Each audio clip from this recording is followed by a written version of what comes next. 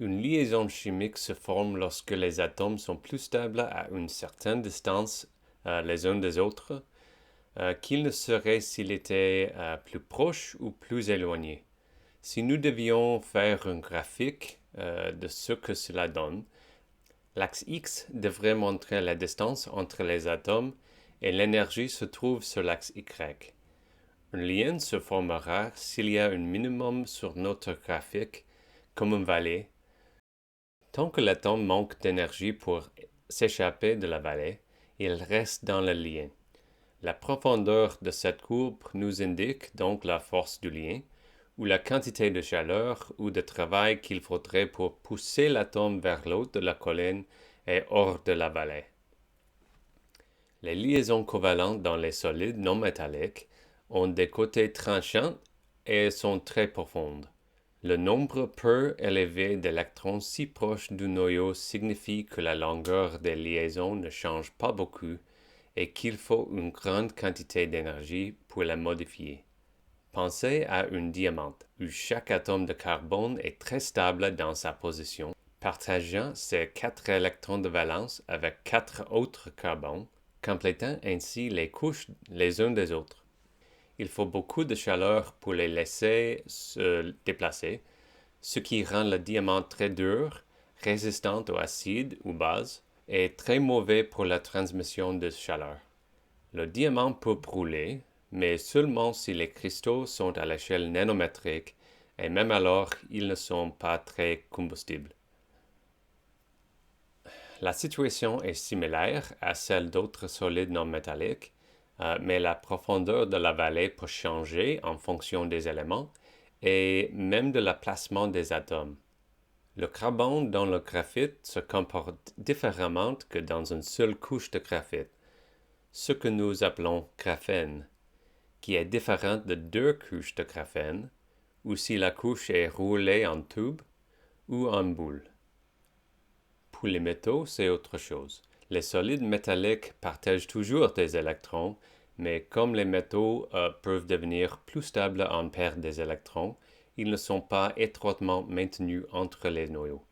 Au contraire, les électrons covalents sont partagés de manière égale entre tous les atomes, un effet quantique appelé délocalisation. C'est comme si chaque électron était dispersé en une onde qui culmine juste un peu autour de chaque atome. Comme les électrons sont beaucoup plus libres de se déplacer, les métaux sont les bons conducteurs d'électricité. Vous vous souvenez que chaque électron d'un système devrait avoir un ensemble différent de nombres quantiques? Eh bien, lorsque nous étendons cette idée au nombre inimaginable d'atomes dans un solide métallique, cela signifie que chaque électron doit reposer à un niveau d'énergie légèrement différent. Ainsi, au lieu d'absorber et d'émettre des fréquences uniques de lumière, les surfaces métalliques absorbent et reflètent des bandes entières de lumière. C'est ce qui les rend brillantes et réfléchissantes. La délocalisation des électrons rend également le puits d'énergie du métal moins profond et plus large que pour les non-métaux. Cela signifie qu'ils conduisent la chaleur plus facilement et ont des températures de fusion plus basses. Cela signifie également qu'ils sont mûs et faciles à travailler. Ils se plient et se forment facilement. Ce qui est différent d'un cristal de sel.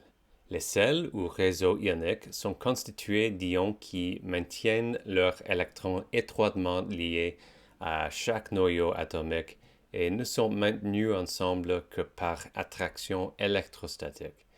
Comme ils ne partagent pas vraiment leurs électrons, les réseaux ioniques ne conduisent pas bien l'électricité. Leurs liaisons sont plus faibles que les liaisons covalentes, ce qui les rend plus vulnérables aux attaques chimiques. Et les rangées bien ordonnées des charges alternées font que les sels sont durs mais fragiles. Nous arrivons enfin à des solides constitués de molécules. Les forces intermoléculaires comme le pont d'hydrogène, les interactions dipôle-dipôle ou les forces de dispersion de Londres peuvent avoir un avantage énergétique suffisant pour maintenir les molécules ensemble dans une solide. Les cristaux de sucre, par exemple, sont constitués de molécules de saccharose. Les cristaux de sucre se dissolvent dans l'eau et fondent à la température de cuisson. La glace est un autre exemple. Une solide maintenue ensemble par des pontes d'hydrogène suffisamment faibles pour fondre à 0 degré Celsius. Le sucre et l'eau sont tous deux des molécules polaires et leur moment dipolaire contribue à les stabiliser sur forme de solides. C'est le contraire pour les molécules non polaires. Ils font une chaîne de carbone beaucoup plus longue pour que les faibles forces de dispersion de l'encre maintiennent les hydrocarbures dans une solide. Et même alors, quelques changements de géométrie suffisent à empêcher la solidification. Cela peut expliquer pourquoi la graisse animale est une solide à température ambiante, alors que l'huile végétale est une liquide. Alors voilà, la compréhension de la structure électronique et des liaisons dans les matériaux peut nous aider à comprendre leurs propriétés et leur utilisation. De nos jours, cette compréhension aide les scientifiques du CMR et d'ailleurs à créer de nouveaux matériaux sur mesure pour les fonctions avancées, et même avec des propriétés jamais vues auparavant.